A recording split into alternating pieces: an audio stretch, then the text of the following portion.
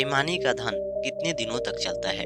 दोस्तों, अक्सर आपने सुना होगा कि बहुत सारे लोग अपने भाई बहनों से बेईमानी करते हैं और बेईमानी करके ही अपना धन को वे सौंप लेते हैं, बना लेते हैं। लेकिन आखिर वह बेईमानी के धन कितनों दिनों तक चलता है। दोस्तों, इसी के ऊपर आज मैं आप लोगों को एक छोटी सी कहानी सुनाऊंगा, जिस कहानी को सुनने के बाद आपको पता चलेगा कि भाई बहनों से बेईमानी करने से क्या होता है और बेईमानी का धन कैसे चलता है, कब तक चलता है। तो दोस्तों, इस कहानी को आगे शुरू करने से पहले आप लोगों से एक छोटी सी गुजारिश है कि अगर आप लोग हमारे चैनल पे नए हो तो चैनल को सब्सक्राइब करना, और ये कहानी अगर आप लोगों को पसंद आई तो कमेंट करके जरूर बताना। तो दोस्तों, चलो इसे शुरू करते हैं और समझते हैं। बहुत समय पहले की बात है, किसी गाँव में एक किसान रहा करता था। जो किसान अपने जीवन में बहुत ज्यादा खुश था, क्योंकि उसके जीवन में 3 बेटे थे और तीनों का पालन पोषण कर रहा था। और गांव में किसान भी दूसरे नंबर पे था। पहले नंबर पे था एक साहूकार, जो साहूकार के पास बहुत ज्यादा अमीरी थी और पैसे भी थे। और दूसरे नंबर पे था वो किसान, उसके पास भी घर और संपत्ति की कमी नहीं थी। धीरे धीरे समय बीत रहा था। एक समय आया कि किसान को लगा कि अब हमारे दोनों लड़कों को विवाह कर देना चाहिए, क्योंकि छोटा लड़का तो अभी छोटा है और वे दोनों लड़कों को एक ही साथ विवाह कर देता है। विवाह करने के बाद उनके घर में बहुएं आती हैं। बहुएं के साथ उनके औलाद रहने लगते हैं। धीरे धीरे समय बीत रहा था। दोनों औलाद जब प्रदेश में काम करने जाते, किसान रोक देता और कहा करता कि हमारे पास तो बहुत सारी संपत्ति है, अगर तुम प्रदेश में काम करने जाओगे तो लोग हमारे बारे में क्या कहेगा, लोग हमारे बारे में हंसेगा और हमारे बारे में तरह तरह की बात बोलेगा, बुरी बात कहेगा, और तुम लोग मेरी बात को नहीं मानते हो। तभी वो दोनों लड़के कहते कि हे पिता, अगर हम तुम्हारे साथ खेतों में काम करेंगे तो हमें ज्यादा मुनाफा नहीं मिल पाएगी। लोग हमारे बारे में क्या सोचते हैं, क्या नहीं सोचते हैं, इससे हमें फर्क नहीं पड़नी चाहिए, और लोग तो लोगों के बारे में कुछ ना कुछ हमेशा कहेंगे। दोस्तों, यह बात सुनने के बाद पिता फिर भी मना करता है और कहता है कि नहीं, तुम लोगों को जाने की आवश्यकता नहीं है। और दोनों भाई घर पे ही रहने लगते हैं। देखते ही देखते समय बीत रहा था और कुछ ही वर्षों बाद छोटे लड़के का भी विवाह हो जाता है। जब छोटे लड़के का विवाह हो जाता है तो छोटा लड़का भी बहुत ज्यादा खुश हो रहा था। उसे भी लग रहा था कि चलो मेरी भी शादी हो गई। और दोस्तों, जब शादी के बाद कुछ ही वर्षों बीता तो छोटी बहू बहुत ज्यादा परेशान किया करती थी। उसे इतना ज्यादा परेशान किया करती थी कि दोनों लड़के तंग भी हो जाते थे। और तंगी का कारण यही था कि छोटी बहू का कहना था कि तुम अपने पिता में से पूरी हक मांग लो, जितनी सारी तुम्हें संपत्ति मिलनी चाहिए उतनी मांग लो और हम लोग अलग रहेंगे। लेकिन वो लड़का कहता कि नहीं, मैं अपने पिता के साथ नहीं छोड़ सकता। लेकिन बहुत ज्यादा उसे परेशानी मिलती। एक दिन किसान ने कहा कि देखो, अगर तुम्हारी बहू कह रही है कि तुम अलग हो जाओ और अपनी बराबर का हिस्सेदारी मांग लो तो मैं दे देता हूँ। कल ही जाकर वो सरपंच को बुलाता है और ये बात को कहता है। लेकिन सरपंच मुस्कुराने लगते हैं और कहने लगते हैं कि भाई किसान, क्यों मजाक कर रहे हो? सुबह सुबह तुम मेरे दरवाजे पे आए हो, मैं तुम्हारे दरवाजे पे चल के जाता हूँ, और लेकिन तुम आए हो मजाक कर रहे हो। तुम्हारे घर में ऐसी बंटवारा नहीं हो सकती है। किसान ने कहा कि हे सरपंच, मैं झूठ नहीं बोल रहा हूँ, मैं मजाक नहीं कर रहा हूँ, ये बात सही है। उसने कहा कि अगर तुम्हारे दोनों बड़े लड़के अगर ये बात कहे होते तो मैं मान लेता, लेकिन छोटा लड़का अभी उसके सालों का शादी का हुआ है, उसके बावजूद वो कैसे कह सकता है। फिर वो किसान कहने लगा कि हे सरपंच, एक बार तो आप मेरे घर पे अवश्य चलिए। जब वो सरपंच घर पे वापस आते हैं तो मामला बिल्कुल सही था।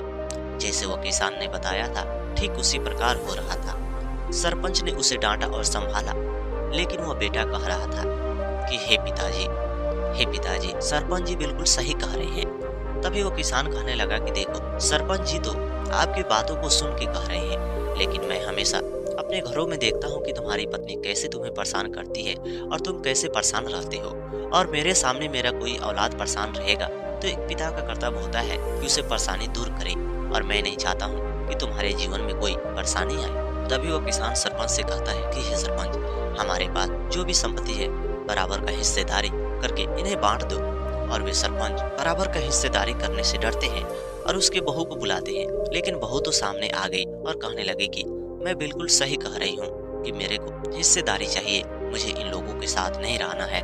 किसान भेदभाव करते हैं, अपने दोनों बहुओं के साथ बराबर के न्याय करते हैं, लेकिन हमारे साथ वह बुरा व्यवहार करते हैं, हमारे साथ वह अच्छा व्यवहार नहीं करते हैं और उनकी दोनों बहुएं भी हमारे साथ गलत व्यवहार करती है। दोस्तों, लेकिन ये बात वह झूठ बोल रही थी। सरपंच ने उनकी बराबर हिस्सेदारी दे दिया और वे अपने पति के साथ रहने लगी। लेकिन पति बहुत ज्यादा दुखी था। उसे समझ में नहीं आ रहा था कि मुझे क्या करना चाहिए और क्या नहीं करना चाहिए। धीरे धीरे समय बीत रहा था। अब दोनों लड़कों को लगा कि वे तो अपनी बराबर का हिस्सेदारी मांग चुका है और मुझे भी कुछ न कुछ करना चाहिए। दोस्तों, धीरे धीरे समय बीत रहा था, लेकिन वह दोनों बड़े भाई थे, उनमें बहुत ज्यादा बनती थी और उनमें कभी भी झगड़े लड़ाई नहीं हुआ करती थी। कोई एक बोल देता तो दूसरा सह लेता, दूसरा बोल देता तो पहला सह लेता। उनकी दोनों पत्नियों में भी बहुत अच्छे से बनती थी। अब तो धीरे धीरे छोटा लड़का के अंदर लालच हो गया और वह सोचने लगा कि मेरी पत्नी जैसे कह रही थी बिल्कुल सही कह रही थी, क्योंकि उनके जीवन में संतान की प्राप्ति हुई है, उनका खर्च तो बढ़ रहा है और मेरा खर्च तो है भी नहीं। अब वो अपनी पत्नी को शुक्रिया अदा करने लगा और कहने लगा कि तुम सही कह रही थी कि अगर मैं अलग नहीं होता तो हमारे पास इतनी सारी संपत्ति कहाँ से आती।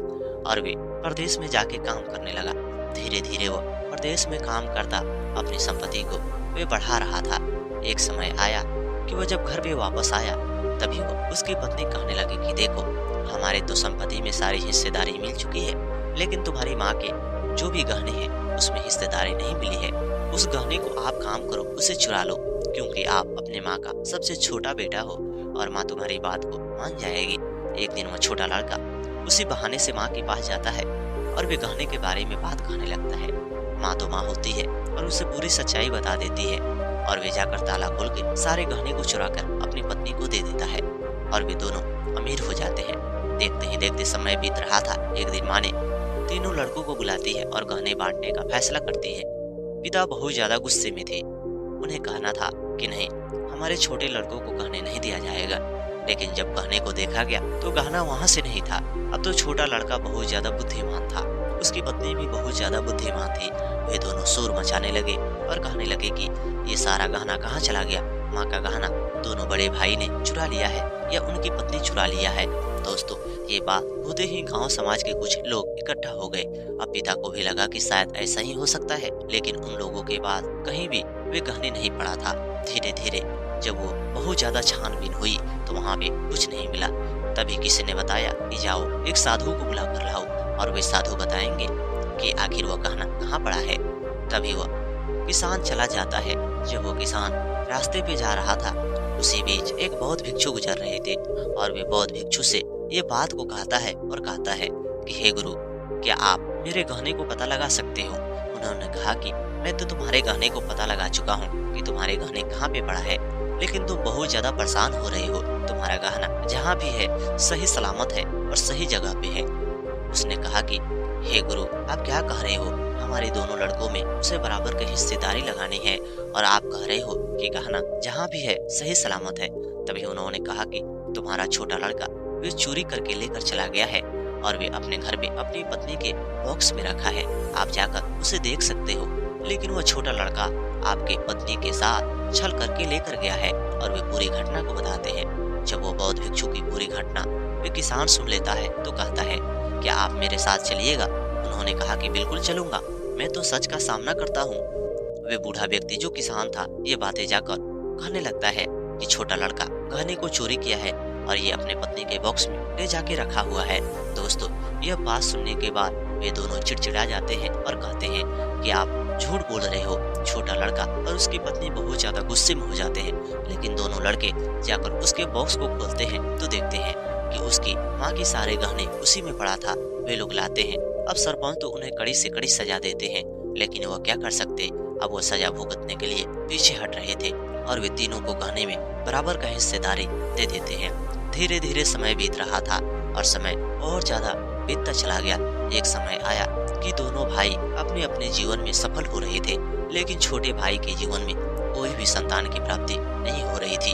एक दिन बड़े भाई और छोटे भाई के पास बहुत सारी संपत्ति थी और उन्होंने कुछ पैसा रखा था। छोटा भाई ने अपनी माँ के सहारा लेकर उनके घर में घुसकर चोरी कर लिया। अब उन लोगों के शक फिर से अपने भाई के ऊपर हुआ, लेकिन इस बार तो उनके घर में कोई भी सामग्री और पैसे नहीं निकला, जिसके चलते वे लोग पूर्ण रूप से मान चुके थे कि इस बार इसने नहीं किया होगा, लेकिन वह संपत्ति धीरे धीरे वे अपने ससुराल में बांट रहा था, वहीं पे वह संपत्ति को खरीद रहा था। ऐसा करते करते उसे बहुत ज्यादा समय तो बीत रहा था। एक समय आया कि वह अपने ससुराल में जितनी सारी संपत्ति को खरीदा था उसे बेचकर वह गांव में लेकर चला आया, और आने के बाद वे अपने संतान की प्राप्ति के लिए बहुत ज्यादा कोशिश किया, लेकिन संतान की प्राप्ति कहाँ होने वाली थी। संतान की प्राप्ति अगर उसके जीवन में हो जाती तो उसे बहुत ज्यादा खुशियां मिलती। दोस्तों, धीरे धीरे समय बीत रहा था।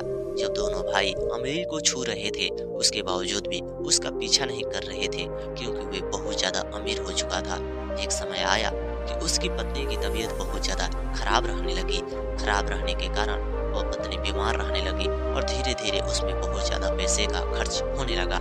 एक समय आते आते उसका सारा संपत्ति भी लूट चुका था और सारा पैसा लग चुका था, क्योंकि पत्नी भी अपने नैहर से वो बहुत ज्यादा संपत्ति को चोरी करके अपने पास बनाई थी। दोस्तों, ऐसा करने से उसके हाथों में कुछ भी नहीं लगा। अब तो पत्नी बहुत ज्यादा चीख रही थी, चिल्ला रही थी और कह रही थी कि मुझे बचा लो, मुझे बचा लो, लेकिन उसके पास कुछ भी नहीं था कि वो उसे बचा सकता। धीरे धीरे ऐसा करते करते उसे बहुत ज्यादा दुख हुई और एक समय आया कि वो दोनों बुढ़ापे में चले गए थे और वे भीख मांगने लगे। भीख मांगते देख दोनों भाइयों को तरस आती, लेकिन वह कुछ नहीं कर पाते, क्योंकि उन दोनों की पत्नी बहुत ज्यादा दबाव दे रही थी और कह रही थी कि आप लोगों की मदद करने की आवश्यकता नहीं है। तो दोस्तों, इस तरह आपको पता चलता है कि बेईमानी का धन कितने दिनों तक चलता है। तो दोस्तों, बेईमानी का धन ज्यादा दिनों तक नहीं चलता है। अगर आप बेईमानी करते हो, चोरी करते हो, किसी के साथ छल करते हो, तो एक ऐसा समय आएगा कि सारा पैसा, आपको संपत्ति जितना सारा आपने बनाया है, सारा वह दुख में खत्म हो जाएगा, क्योंकि भगवान एक ऐसे दुख दे देते हैं जो सारी संपत्ति को खत्म कर देते हैं। तो दोस्तों, उम्मीद करता हूँ कि आप लोग इस कहानी को सुनने के बाद आपको ये कहानी बिल्कुल पसंद आई होगी। कहानी आप लोगों को पसंद आई होगी तो कमेंट करके जरूर बताना, और हमारे चैनल पे नए हो तो चैनल को भी सब्सक्राइब करना।